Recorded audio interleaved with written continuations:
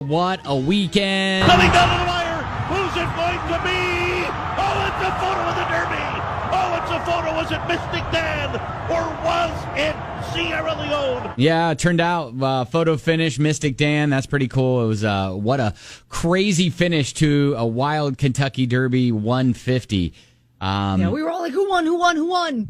Oh, yeah. It was. Seeing the pictures crazy. Yeah, it is absolutely fantastic. And what a way to finish. So, but what happened? Like, did you witness anything wild this weekend from the parties that were happening Thursday night, Friday night? It's even Saturday night after the Derby. You know, Jack Harlow did a thing at the Ice House. So what did you witness? What were some of the craziest things that happened? Joanne said on the 11th race, got to walk the track and go to the paddock and watch from the actual winner's circle. That's pretty cool. Wow. You can kind of hear the audio there as she's walking. Oh, that is so cool. Oh, so cool. That's great. And then, of course, Bryn says, what happens on Derby night stays on Derby night. Yeah, of course. Yes. Raven said, worked on a cleaning crew and found a winning ticket just outside the stalls. Actually won $150. Oh, gosh. Did anyone get this on video where Martha Stewart said the Commonwealth of Connecticut instead of the Commonwealth of Kentucky during Riders Is that what Up? she said? Oh my gosh, I didn't catch that. No, I didn't catch it either. I saw her on screen and I heard Riders Up, but I didn't really hear anything leading up to that. Yeah, I didn't catch that either. Rick said he caught Martha Stewart saying the Commonwealth of Connecticut. Awesome. But you know, she lives there, so I guess she probably says that a lot more than the Commonwealth of Kentucky.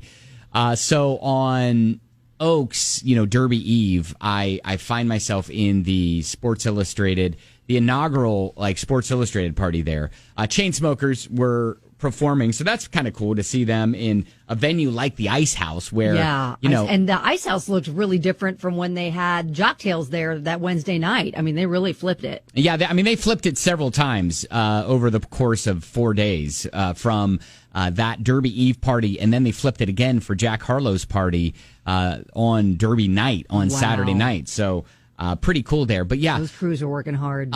Was in the building at the same time Travis Kelce was. Now listen, I'm not going to lie to you and say that I got a photo with him. I rubbed up against him. I got a chance to say hi to him. I did see several people on my feed that did get selfies with Travis Kelce. They did, yeah. During the actual Derby, at the track, but on the Derby Eve, yeah. I mean, he was upstairs in the whole VIP area.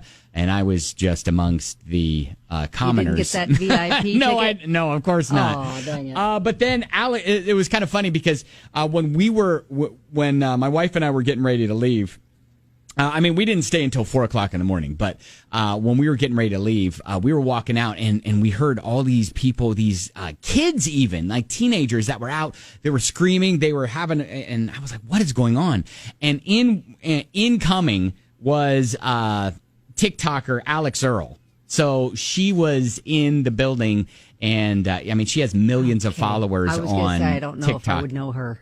Well, in plain clothes, you know, I guess plain clothes, like going out clothes.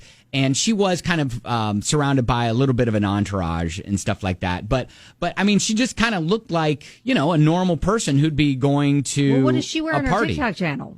Normal clothes? Well, she had this whole getting ready for Derby. Hey, you know, going to the Kentucky Derby, get ready with me. And she had several of those sort of videos. But anyway, she's got like millions of followers on TikTok. And then it took us a sec, as we were then curving around and watching and listening to the people like screaming for her and everything. We're like, oh, okay, that's who that is. Okay. we literally passed right by her as she's coming in, we're going out, and didn't notice. So missed Alex Earl, but yeah. And then on actual Derby day, we go to a party beforehand, and before we go to the track. And then I realized that there may be a little drama surrounding me and one of the guests there. You're involved in drama? That I didn't know. What'd you do? So What'd you do? So someone, it was one of those comments like, I shouldn't even be telling you this, but ... And so I guess, I don't know how recent this was, but they were bringing people around to our building. And so they were on, and then I guess they overheard me say something like, I don't want them on, or something like that on our show, right? Oh, no. And so it was one of those things that kind of like, rubbed them the wrong way. Rubbed them the wrong way, right? And I had no idea this was even a thing. Now, could I have said that? Yes. Did I say it loud enough that they would have heard?